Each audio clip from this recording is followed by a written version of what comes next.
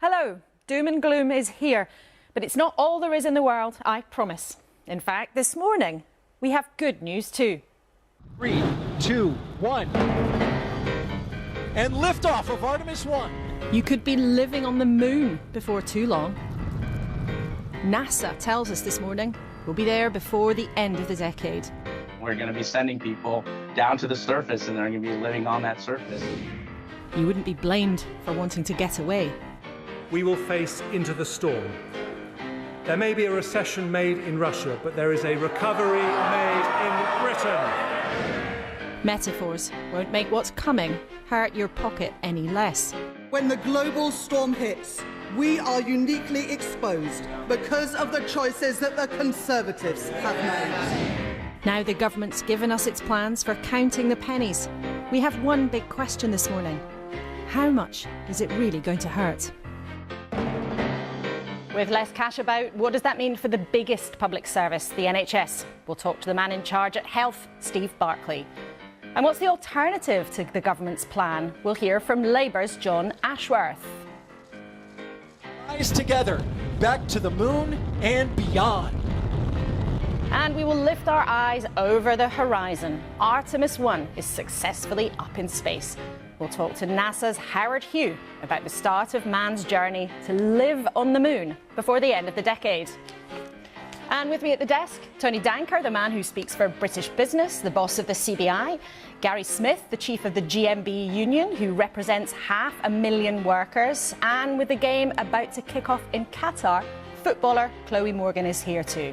There's a lot to come: football, finance, and maybe a bit of fun between now and 10.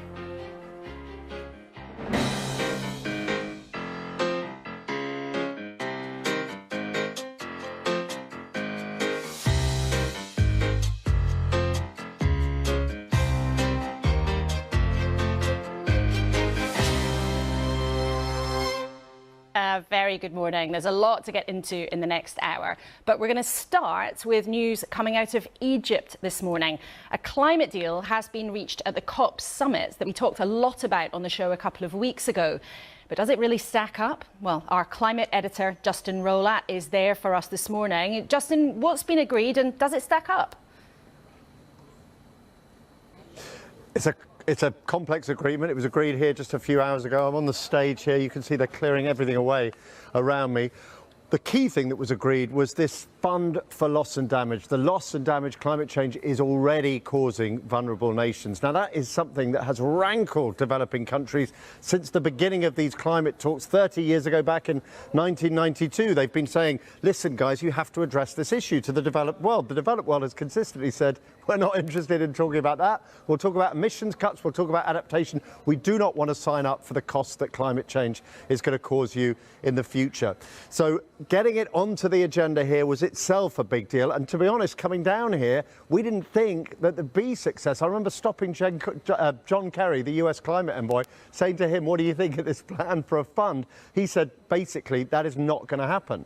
So, I mean, it is an incredible success that the Egyptians have brought home this fund. I mean, I've spoken to Sherry Rehman. She's the climate minister for Pakistan. She negotiated on behalf of the developing nations. I can't tell you, she is delighted. You know, she's so pleased with what she achieved. She says it's the beginning of a long process. There's no money in the fund, for example. But she says, you know, this is the beginning of climate justice, a recognition. I mean, they try and avoid these words, compensation, reparation. But obviously, if you're a developing nation, a vulnerable nation, you see it as compensation and reparation for the fact that the developed world got rich burning fossil fuels and caused the problem. So in that sense, that is really significant and it cannot be underestimated. But at the same time, the language on cutting emissions is really disappointing. It almost, in parts, mirrors word. It's like they've cut and pasted the Glasgow Agreement from last year, put it in their document, and then actually dialed it back a bit. So there's talk about low emissions energy sources, and I've been asking everyone here what that is. The Norwegian Environment Minister accepted that it could include gas. So this is an agreement that could allow natural gas, obviously a fossil fuel, to be part of a green solution, which I have to say does sound crazy. And we spoke to, obviously, Alok Sharma, president of COP. He oversaw Glasgow, really disappointed with ambition in this. He said, look, the point of these conferences is to dial up ambition, increase our effort to cut emissions. That is just not happening post here. So in a sense, I think the Egyptians had a real opportunity to create a triumph, and they've snatched a defeat from it by not just increasing the ambition on cutting emissions and adaptation. Justin, thanks so much. Lots to unpick there, and we'll come to more of that later in the programme. But let's take a look at today's front pages here in the UK. You can see the BBC story with news of that climate deal Justin was talking about. There, the front of the Sunday Times, Britain mulling Swiss-style ties with Brussels, which would drive Brexiteers crazy. You can see there on the front page of the Sunday Express talking about the FIFA boss's controversial remarks at the opening ceremony of the World Cup. We'll talk about that a bit more later too. But firstly, Gary, your union is talking about possible strikes when it comes to health workers. We're going to talk to the Health Secretary, Steve Barclay, in just a second. But what's going on? Why? You speak to our ambulance members. These are people who worked through the pandemic without adequate PPE. People who were applauded through the pandemic. They should have been emerging into a different world where they were properly rewarded and resourced. And that hasn't happened. 1 in 3 ambulance workers tells us that they think delays due to cuts in services have led to deaths. People are fed up, their pay has been going backwards over the years, the service has been cut to bits. And I would invite the Health Secretary to come and meet our ambulance members and see what's actually happening at the front line of the service. Well, let's see what he says about that in a few minutes' time. Tony, that front page story on the Sunday Times about the government maybe thinking, after all, they quite fancy having closer ties with the EU, maybe a bit like Switzerland, which critically is not in the EU, but they do have access to the market through other ways. Do you think there's anything in that, or is this hell round? Well, look, I think, as we saw on Thursday, there's not a lot of great growth prospects for the country, and the government can't afford to pump prime the economy like they used to. So it's no surprise that we're starting to look to other ways to grow the economy that don't cost money, and one obvious place is, can we improve trade with Europe? The problem is we're not currently even implementing Boris's deal. So I don't think we need to talk about Switzerland. We need to first talk about, can we implement the Boris deal, which has more opportunity we're not capturing because of the Northern Ireland Protocol. So rather than talking about Switzerland, I think the government need to talk about Northern Ireland, improve trade with Europe. That will help us grow. And that stuff, maybe we can come back to that in another decade. But I think we need to solve the Northern Ireland problem first. So not for 10 years, get on with the job at hand. Now, Chloe, we've all been reading and watching about the World Cup. Its location in Qatar has made this a very controversial tournament. You know, there have been some fireworks and some celebration. But do you feel, I suppose, conflicted about it? What do you think? I think it's massively a moral and ethical dilemma, I think, for a lot of fans, a lot of supporters, the players themselves. It's something that everyone has a very strong view on, and it's really hard to be excited about a tournament where there are so many things going on behind the scenes, like you said, so much controversy. And I think it puts you in a difficult position because I think for a lot of people, they want to be able to, you know, enjoy the World Cup, get behind it. It's something that's supposed to unify people and, you know, make people excited about, you know, getting to see nations play and, you know, the prospects of their own nation winning. But for this tournament, it just feels like it's a little bit damp, and you can understand why, because there's just so much you know, controversy around what's happened. And we'll talk a bit more about that later, including what the FIFA boss had to say yesterday, which raised a lot of eyebrows. Now, we heard it here in this studio last week, didn't we? And it came to pass. The Chancellor confirmed hard times ahead. More tax and less cash for public services in the years to come. There was a little extra money, though, for the biggest service, the NHS, but there aren't enough staff. Waits are longer every day, and we all know that a lack of care for the elderly is making things worse. And thousands stuck in NHS beds because there isn't enough help on the other side. Wasn't there the odd promise or two in the years gone by to sort that out? There are catastrophic costs that lead them to have to sell their homes to pay for that care. It's right to try and put in place a cap. For once, you know, after all the discussion there's been over very many years, this really is going to be something that's going to happen. The first ever proper plan to pay for and provide social care. And so I am announcing now on the steps of Downing Street that we will fix the crisis in social care once and for all with a clear plan we have prepared. Now, Steve Barclay, the Health Secretary, is here. Welcome to the studio. Have you given up on fixing social care? No, it's a very difficult decision to delay those reforms. We remain committed to them. but we recognise there's an immediate issue, particularly in hospitals where we've got 13,500 people who are ready to discharge, but were not able to do so. That is having a knock-on effect in areas like ambulances and the flow through hospital. And the prime cause of that, not the only cause, but the prime cause of that is around social care. So it's right that we're targeting investment, 2.8 billion next year, 4.7 billion the year after. Part of that clear commitment from the Prime Minister and the Chancellor to invest in health and care, 8 billion going into 2024. So we're prioritising the funding we need to get that flow into the hospitals, and key amongst that is getting more funding into social care. But you're not actually making changes to the system that your own government, your own party has agreed for years have to happen, because or else you just, you're pouring water into a bucket that's got a hole at the bottom. Well, the change we're making is committing to a further 200,000 care packages over the next 2 years, and that's material both within care itself but also into the hospitals, because the key challenge we're facing, which is then being reflected in the challenge in A&E, in the challenge in access in ambulances, and so you acknowledge is getting the people impact out of hospital. It's having, and it's not happening right now. I want to read you an email from one of our viewers who's a senior NHS employee. They've said, if you said to me you can have an extra billion for the NHS, you have to instead give it to social care. They write, this logjam is killing us and literally killing people.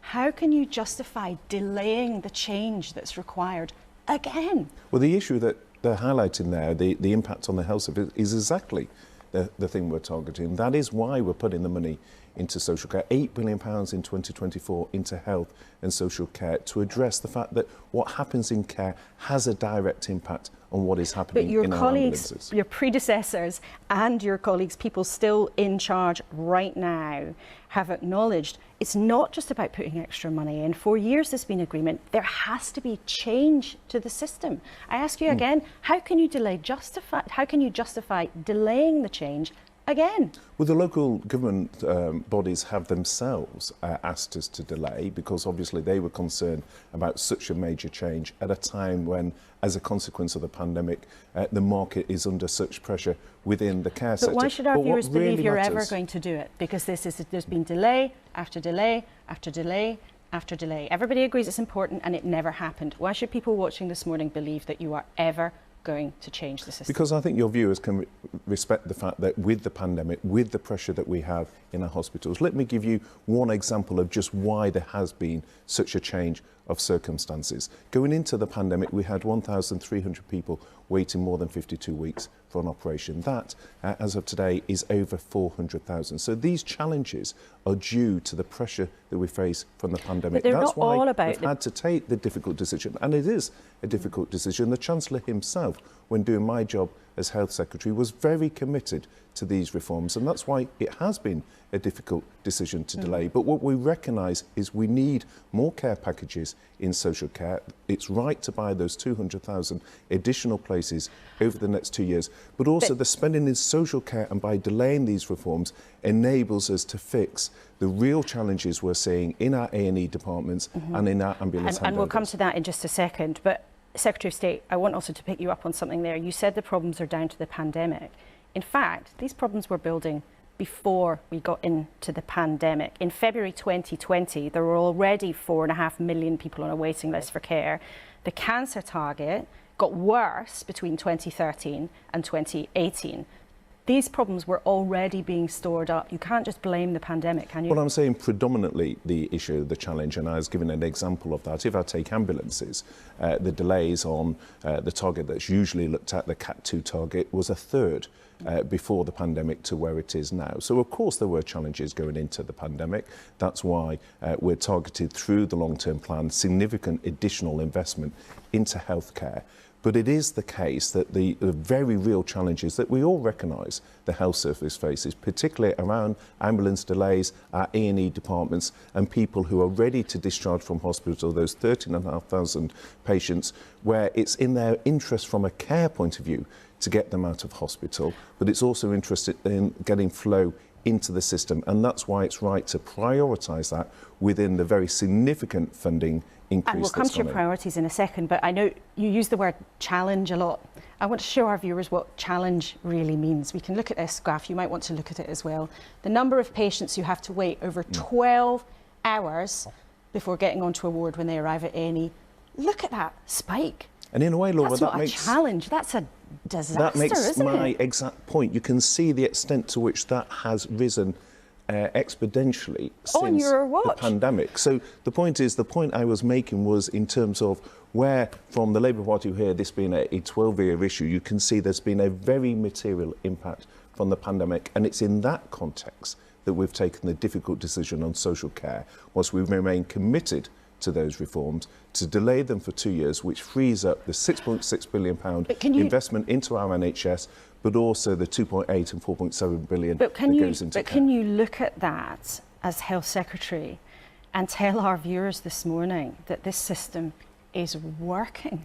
Well, that's why we're put with a very difficult... My question. Can you tell people that the NHS is working it is right under, now? I recognise, Laura, that it is under severe pressure, and that graph illustrates that. That is why, despite the very real challenges in the autumn statement that the Chancellor faced, he prioritised funding for health, an extra 6.6 billion over the next 2 years. Less than they asked for. It's less than they say they need.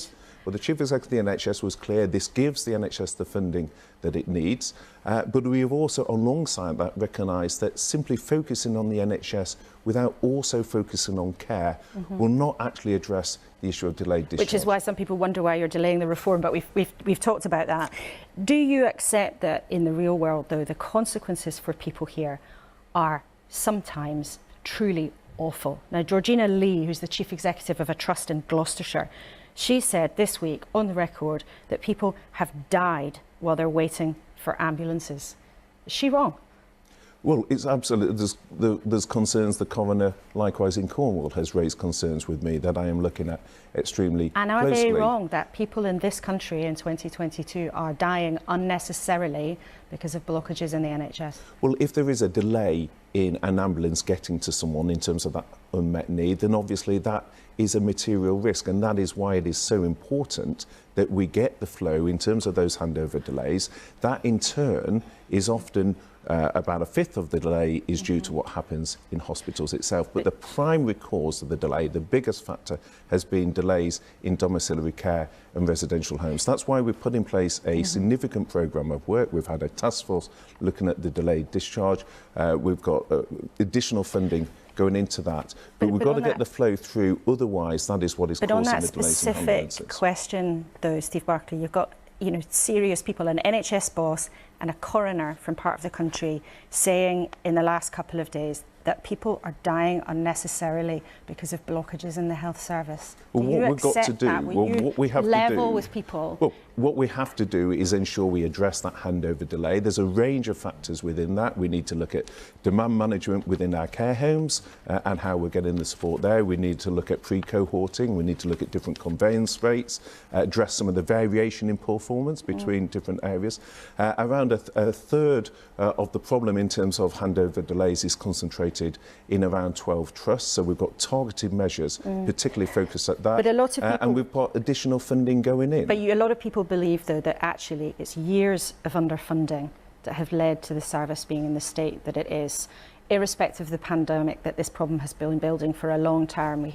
We heard from Gary Smith, the GMB union boss there. But I don't accept that. You don't accept that? No, I don't, because if you look, we've now got 50% more consultants since 2010. We've got 40% more ambulance staff than we did have 2010. When the Chancellor, Jeremy Hunt, was doing my job and I was Minister of State in the department 4 years ago, we put in place the biggest increase in doctor training, 25%, 5 new medical schools. But Steve Barclay, it is true that compared to other comparable countries, we spend less per head, I think nearly 20% per head less than other comparable European countries. Well, I think you can see over the years, whether it was during the coalition years, David Cameron protected health more than other departments.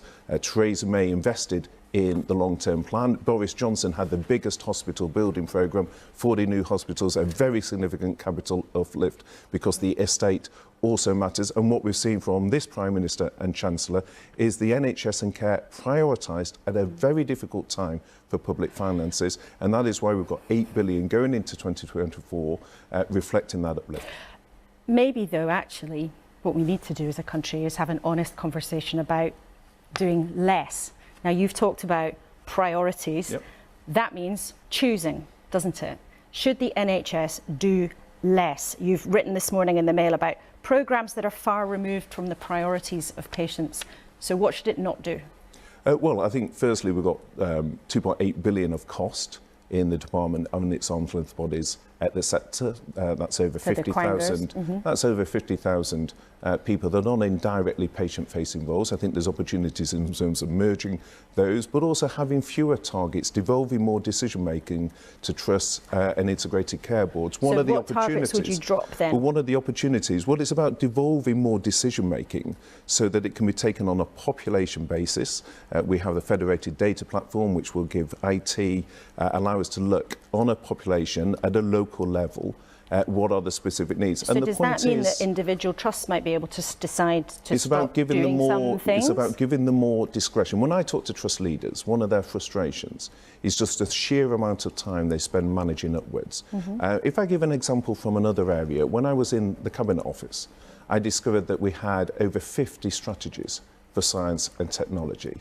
And I think 2.8 billion on the centre, the scope to look at that, to look at how we bring that cost down, to empower more and to use our integrated care boards more to look at where risk sits. So to go But what about the services that people get though? So if there's more decision making locally, does that mean that people in different parts of the country might get different services? No, it's about looking at having more efficient pathways. So let me give you an example on cancer.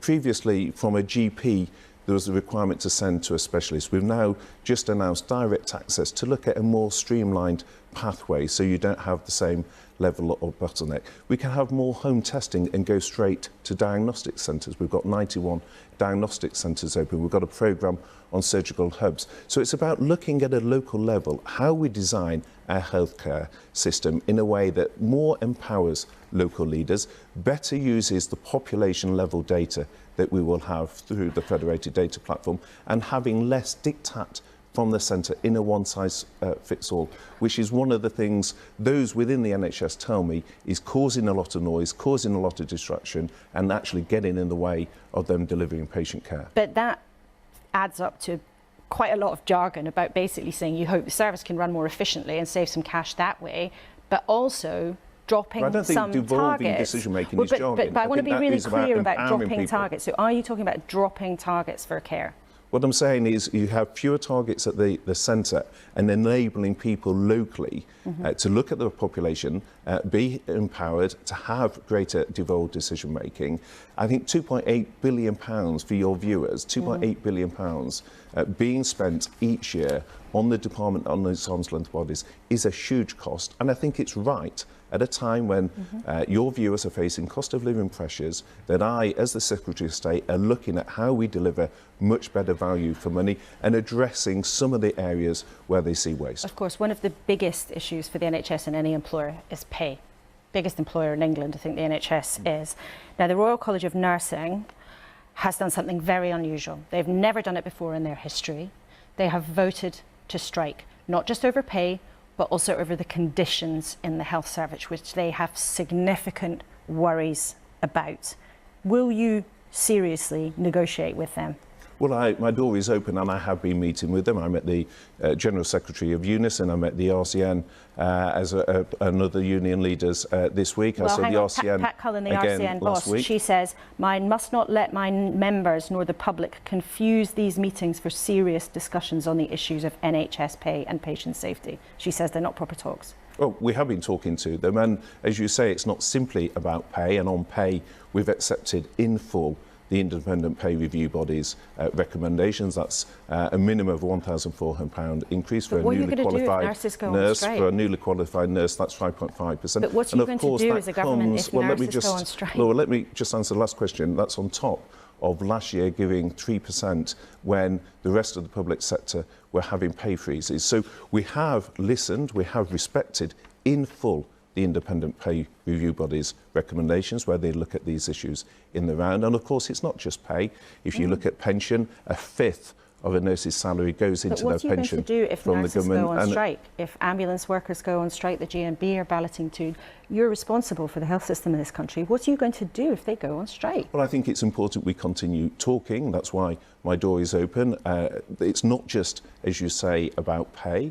It's also about things like the estate. It's why we've got the commitment to 40 new hospitals. We're investing in diagnostic centres, investing in surgical hubs. It's also about tech. One of the frustrations staff often raise with me is around their frustrations with tech, which is a key area of priority. And we hugely value the work that nurses do. Nurses and they don't have been feel through... valued. Well, and they don't feel valued. And also many of our viewers have heard politicians promise these 40 new hospitals before. There's quite a lot of scepticism about whether they're actually going to see them built before the next election. Just answer that then, because I was in Liverpool this week, the Royal Liverpool, which has cost up to £800 million. And what the nurses were telling me there in that brand new hospital is what a difference that has made. And it's not just the Royal Liverpool. One it's not just the Royal Liverpool. And we're short of time, and we'll keep an eye on the 40 and we'll keep an eye on the numbers that are actually being built in the next few months. Where was the ambition and vision in the autumn statement this year? We had the biggest drop on living standards in history revealed, less money in future for public services, not very much we've heard from the CBI boss about growth and how we get the economy going. It's doom and gloom, isn't it? Well, we've protected the R&D budget increase up to £20 billion. We've got £600 billion of infrastructure investment. We're seizing the opportunities of our greater freedom through Brexit. The Chancellor made clear, for example, with Solvency II and our financial services, that we will use those regulatory freedoms much more. But could a closer relationship with the EU help? I mean, suggestions this morning that the government's interested in having a Swiss-style relationship. You used to be the Brexit secretary. Exactly. Is that on the cards? No. And, so I certainly don't recognise that story. As Brexit Secretary, I worked hard to ensure we did get autonomy in terms of our money laws and regulation. And one of the things we want to do on the regulatory side is particularly in the high growth areas. So the green industries, digital, financial services, within my own sector, life sciences, is use that regulatory autonomy in those high growth areas as a massive opportunity. And I know you're an enthusiastic Brexiteer, but do you accept that up until now there have been some pretty significant costs from Brexit, as well as the promise of future opportunities that you believe in?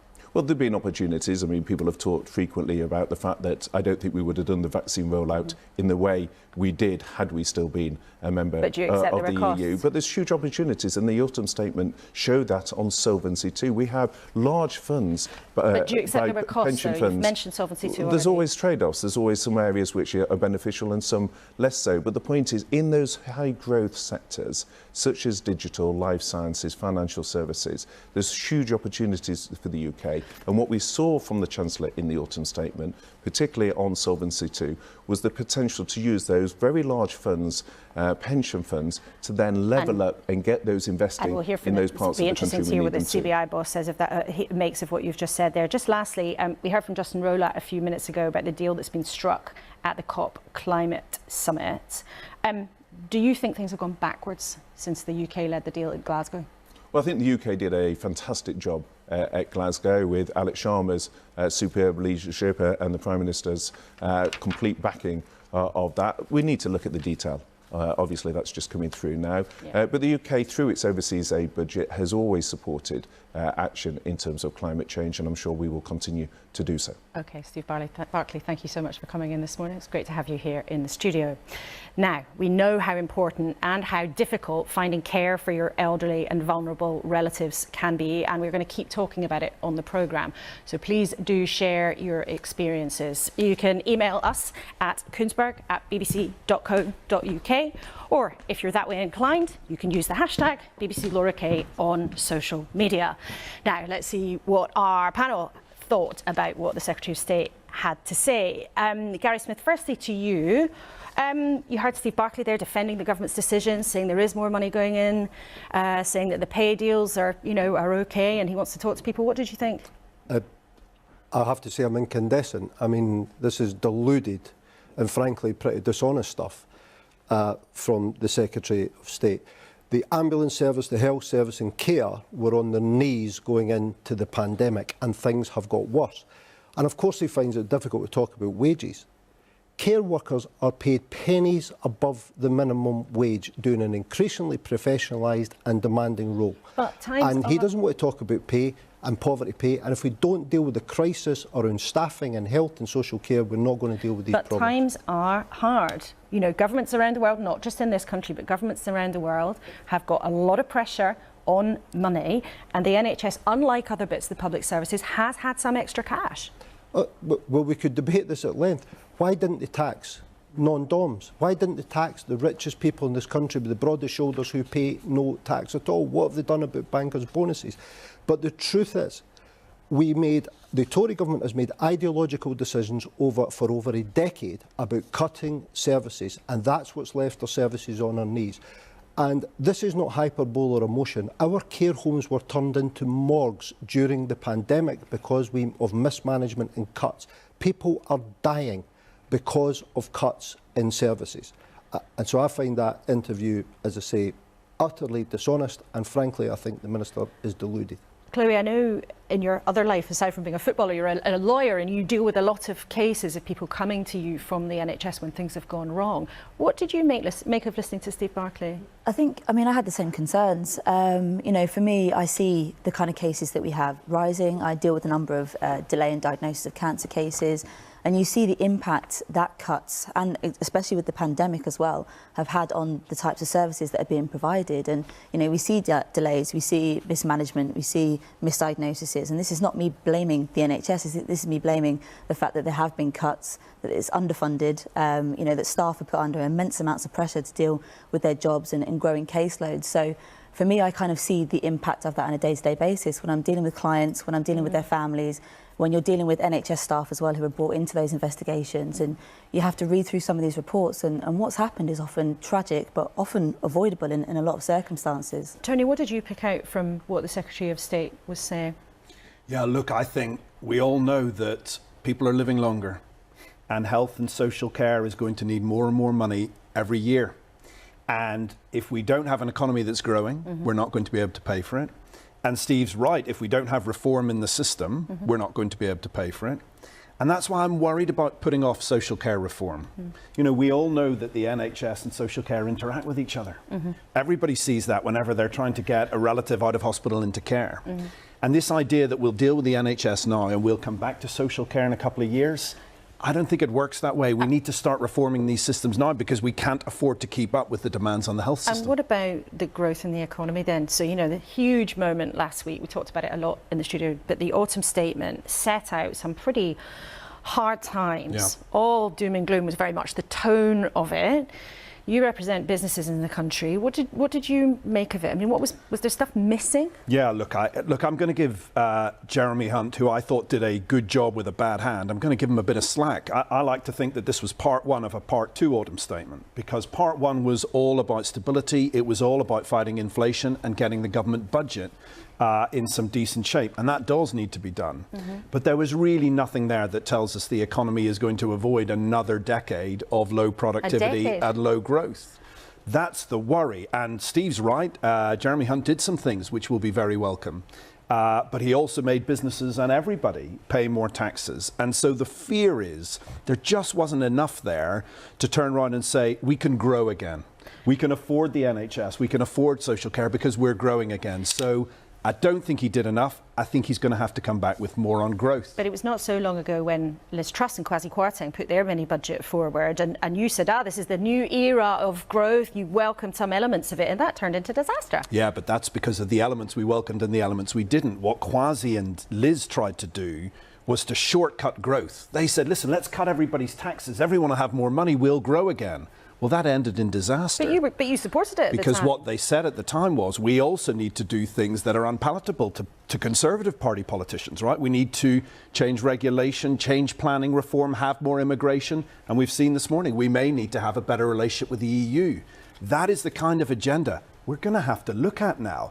Actually, they were right about that, but they blew that case by trying to have this sugar rush of growth, as Rishi calls it, and he's right, and that backfired. So I don't like this debate where Liz Truss says we need to care about growth, but not inflation. And Jeremy Hunt on Thursday says we need to care about inflation, but we ain't got anything on growth. We need to do both. Otherwise, we won't come out of recession anytime soon. Well, I know you've got your conference this week with some senior politicians there, so it'll be interesting to hear you put them through their paces. But let's now talk about the World Cup. Now, let's hear from the FIFA president, Gianni Infantino, who was speaking yesterday. Today I feel gay. Today I feel disabled.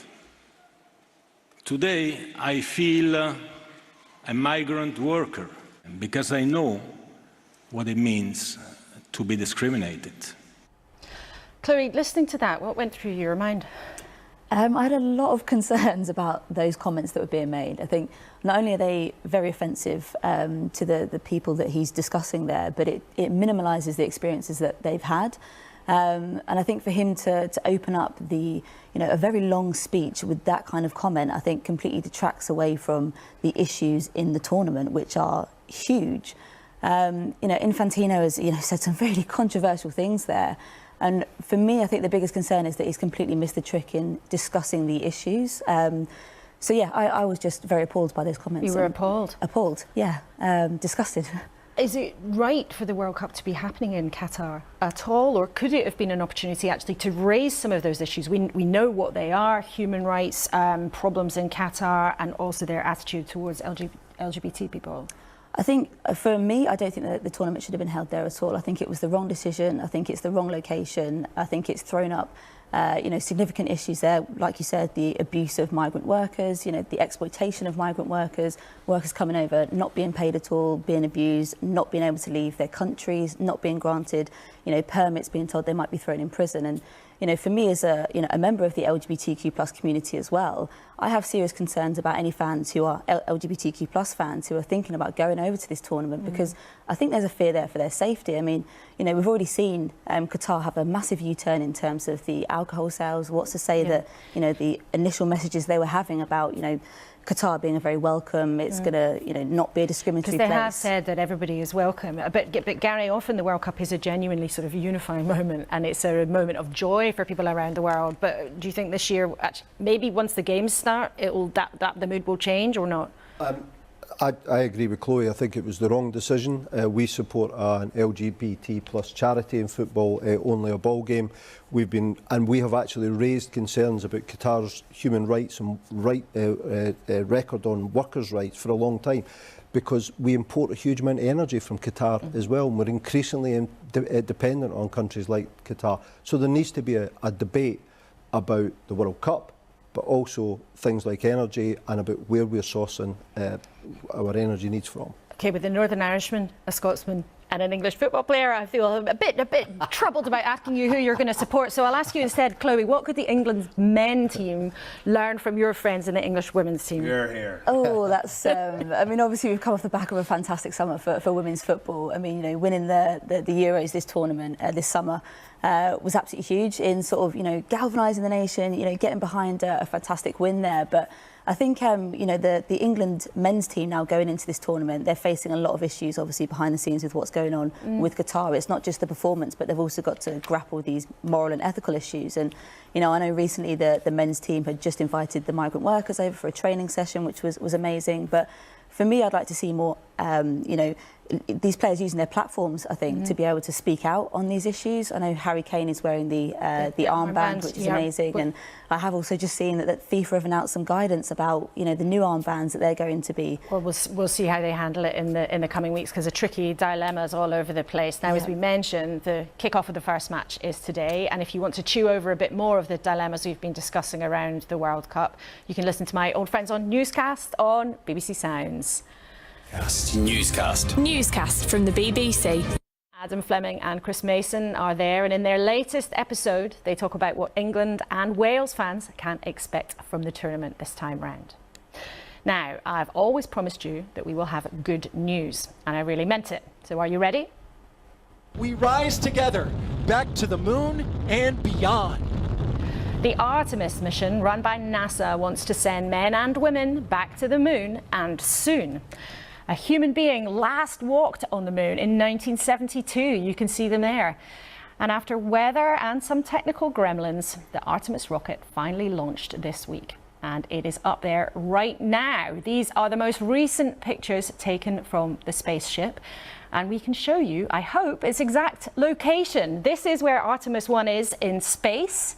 That might not show you that much, but that shows it 59,000 miles away from the moon.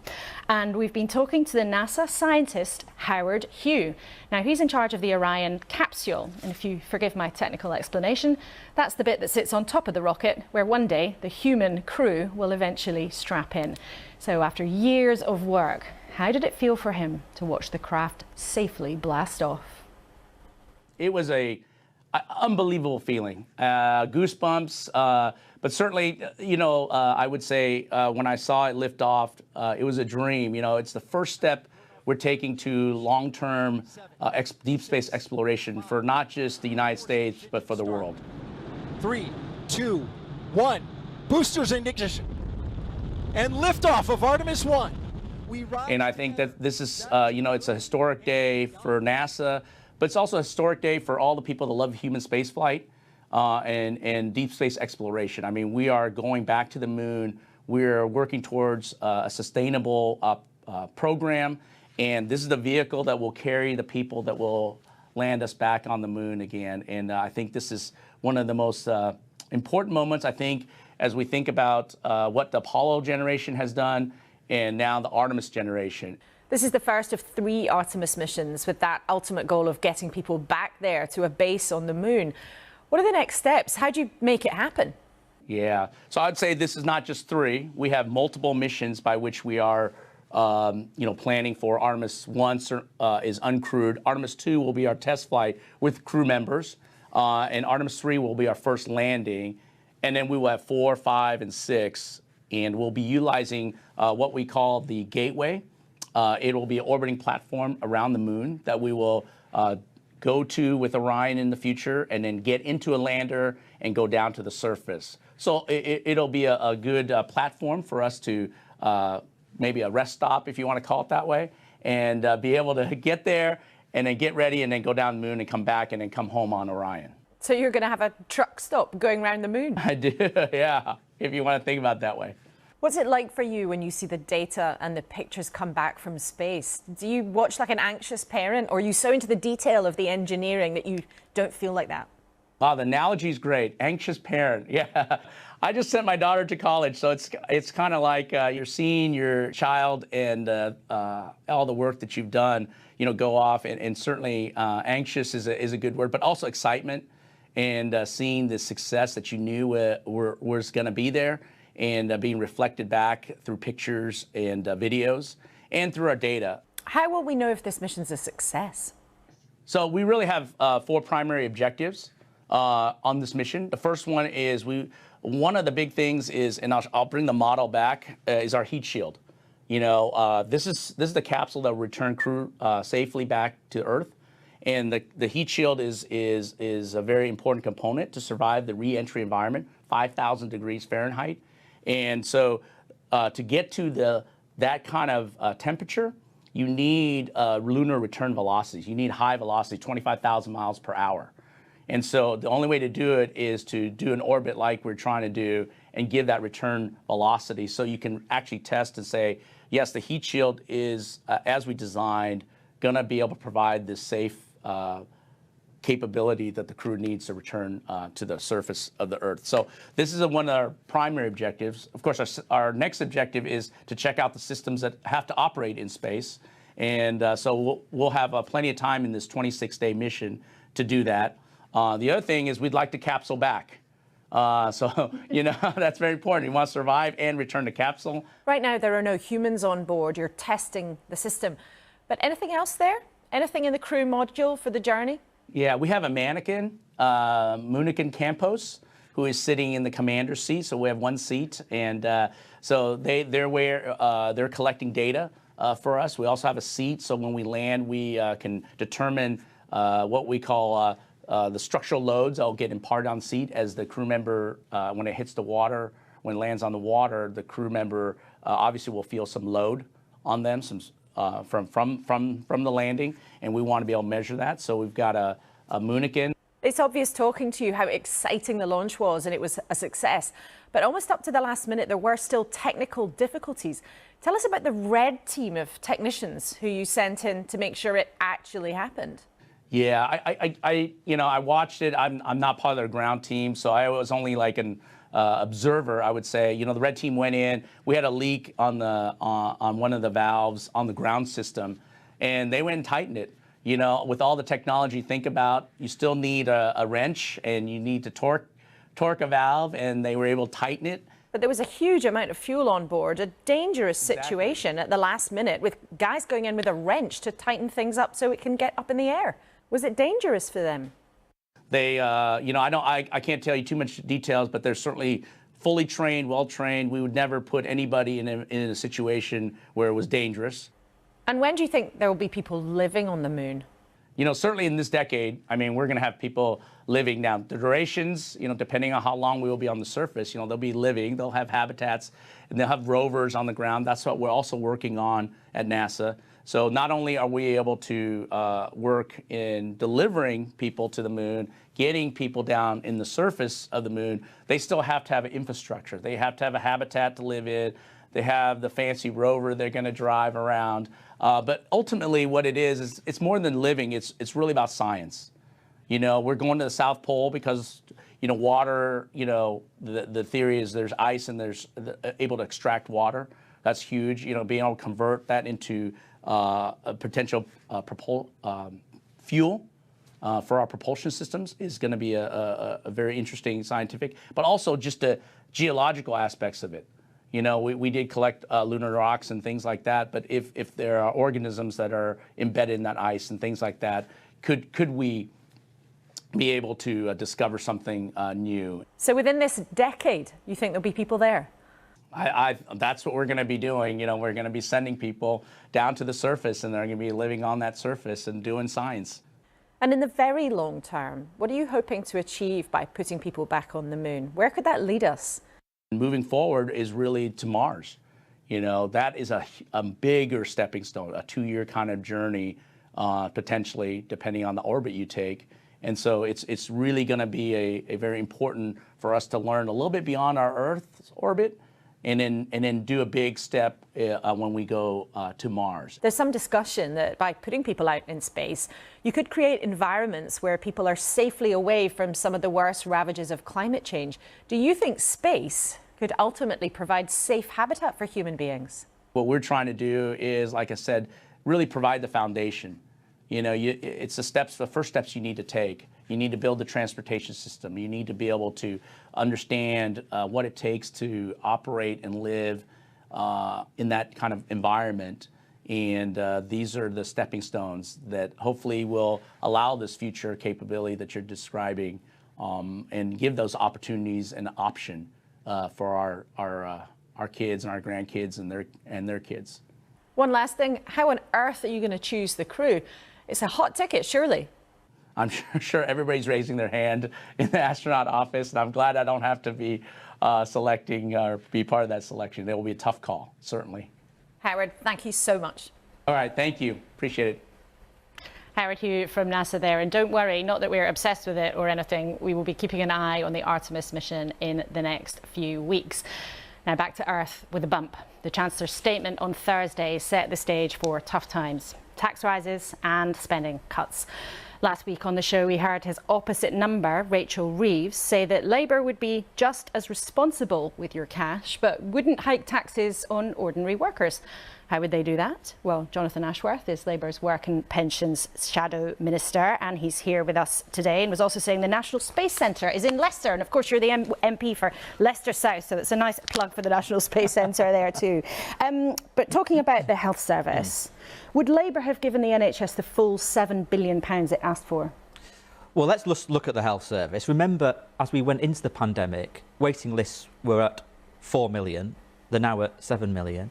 We've got 400,000 people waiting beyond a year for treatment. That's 4.5 Wembley stadiums. The typical wait in the NHS has doubled from 7 weeks to 14 weeks. That's not just misery for patients, that's having a direct impact on our economic performance as well. But can you answer that question? Would Labour have given the NHS the full £7 billion it asked for? Well, the NHS does need investment, but it also needs staff, which is why what we have outlined is that we would get rid of that non-dom tax relief, and we'd use the proceeds of that to recruit the doctors, the nurses, the clinical staff that our National Health Service needs. But if you were in government right now, the NHS had said it needed £7 billion to cope with all sorts of costs, staffing, inflation, all sorts of things. Would Labour have given them the full amount? I mean, look at our history. We've always properly funded the National Health Service, and the last time we were in government, we brought waiting lists down to their lowest on record, and satisfaction with the NHS was at its highest.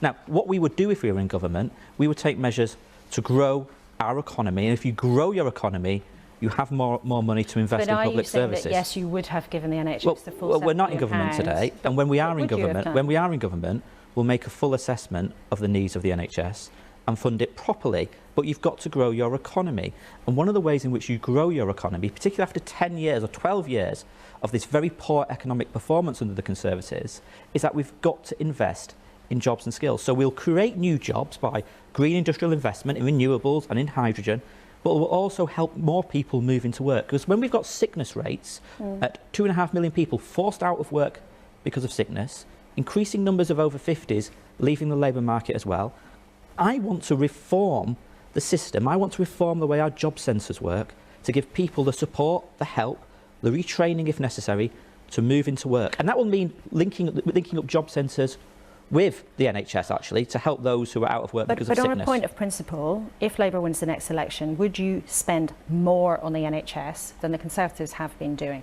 Well, the NHS will always be protected under a Labour government. Well, that wasn't my question. No, but you're asking me to outline spending decisions for 2025, 2026, 2027 when we're in 2022. So as we get closer to Ashworth, the government have given us the spending totals. Yeah, but the government have also given us, 4 or 5 fiscal statements in the last 6 months where everything has bounced around all over the shop. So we've got another 2 years to go. We'll have more fiscal statements, more budgets. But I can tell you in our manifesto, we will outline our spending commitments and our taxation commitments, and they will all be costed. What you have said, well, exactly, what you have said is that everything will have to be costed. Yeah. Now, we've heard repeatedly from your colleague Rachel Reeves that everything has to be taken responsibly, that she will have restraint and control on public services. Yeah, because we've seen what happens when you're irresponsible with finances. That's the right thing to do. Look at what they've done to mortgages. And Labour has accepted that there is a hole in the public finances, as the government suggests, of around £50 billion. Now, how would Labour fill that? No. What we're accepting is the OBR projections. Now, we have got a very clear fiscal framework. We will balance current spending, and it will all be paid for, because that is the right, responsible approach to the public finances. So paid for how? But we will have debt falling as a proportion of GDP. But we are prepared to invest. So we're going to invest in green industries, in renewables, in hydrogen, to bring back good quality, skilled, unionised jobs across the country, because that is important to bring people's bills down, but it's also important for our future economic growth. But it will also be very expensive. But I ask again, how would you fill the hole in the public finances that you accept exists? But you see, my point is that we've got 2 years to go, haven't we? And in those 2 years, we'll have more fiscal statements and more budgets. So I'm not going to write Labour budgets for 2026 and 2027 this morning. But in our next manifesto, every spending commitment we make will be fully costed, and you'll see how we are going to manage the public finances. But we will never be cavalier and reckless, because that leads to people's mortgages going up. But Labour is willing to sometimes tell us something. So you've told us, for example, you would do a windfall tax. You've told us, for example, that you would close the non-DOMS loophole. So you'd forgive people for wanting to know this morning. Tell us how you would fill that hole. One of the things that we would do is grow our economy. The reason why our public finances... And everybody wants to grow the economy. No, but the Conservatives haven't, though, have they? They've given us 12 years of weak economic performance. And I think our viewers do want to know. Well, let me give you an example. If you were to win the election, how would you propose to fill the gap in the public finances? Let me give you an example, yeah? If we could, my big ambition is to aim towards the highest employment rates in the G7. That means we need to give people support if they're out of work because of sickness, or because they're over 50 who's left the workplace because they may be caring for grandchildren and caring for a partner or a parent who might have dementia. We need to give this group of people more support and help to move back into work. So how would you do that? All the government announced is a review. I'm announcing action. So I'm going to better link the job centre with mental health services, because the increasing burden of people leaving work is because of mental health. And where this has happened in the country, in Manchester, where they've got a Working Well project, there was a similar pilot in Southampton. For every pound that was spent, £1.75 was returned. So it makes economic sense. So how many people of those who are not currently in work would you want to see going to work? Well, let me give you an example. The government have underspent by £2 billion on their own employment services. £2 billion investment over a 5-year period ought to help 1 million extra people with job support. These are the sort of measures we should be taking to encourage people to increase the labour supply. And oh, by the way, increasing the labour supply is also a way in which you deal with the inflation problems in the economy as well. Would you then promise that you'd get 1 million people who are currently not in work back into jobs? Well, at the moment, if the government used their underspend in their own employment schemes, that's how many people they would help. But it depends. But, you know, the government have got to decide what they're going to do with that £2 billion underspend. They might be cutting employment support. But how it's many not of those clear people who in the are OBR not budgets working, what they're cutting. But how many people who are not currently working would you try to get back into jobs? Well, we need to well, at the moment, it's gone up to 2.5 million. In 2019, there was about 2 million people out of work. There's also huge numbers of over 50s who've left the labour market as well, who would go back. Now, a Conservative estimate suggests that there's 700,000 people who would return to work with the right support. Some have suggested it is as high as 1.5 million. Overall, when combined with our unemployment rate of 1.2 million, there's possibly 3 million people in this country looking for work but need the help with retraining, with the right sort of support, access support. That is what I am looking at, and they are the reforms that I want to bring in to job centres. OK, Jonathan Ashworth, I'm sure in the coming months you'll come back in and talk to us again as you develop more detail on that plan, but thank you very much for now. Now, it is nearly 10 o'clock, it's flown by, and we know that the spending decisions announced this week by the Chancellor will have real consequences for everyone. We asked at the start of the programme this morning, how much is it really going to hurt? Well, the delay in fixing the social care system certainly will have real-world consequences. Here's what the Health Secretary, Steve Barclay, had to say.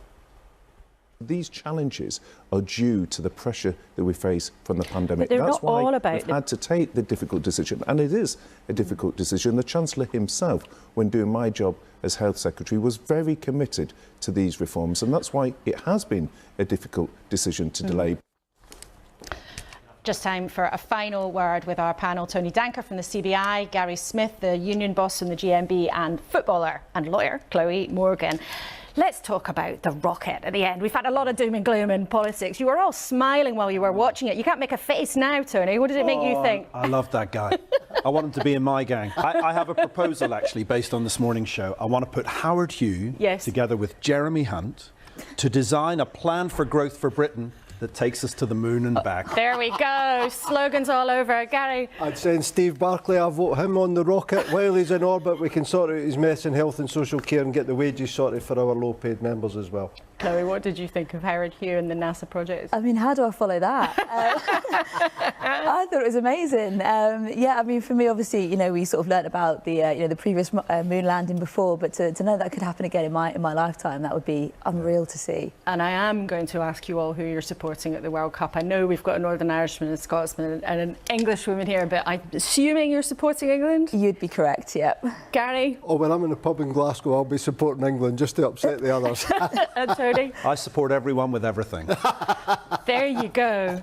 Ending with a very, very warm message to all the teams. I, of course, am supporting England and Wales throughout the tournament. No question about that. A huge thank you to all of you for being with us this morning and helping out during the last hour.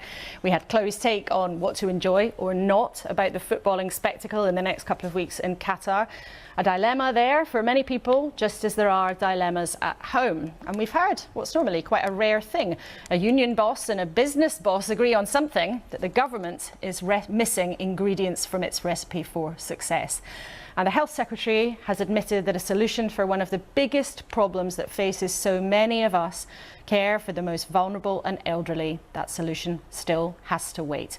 I might forgive you for feeling like moving to the moon after all. Don't forget, we love hearing from you, and you can share your experiences by getting in touch anytime or catch up on anything you might have missed on the iPlayer whenever you like. But from me, goodbye for now. I'll see you next week, same time, same place.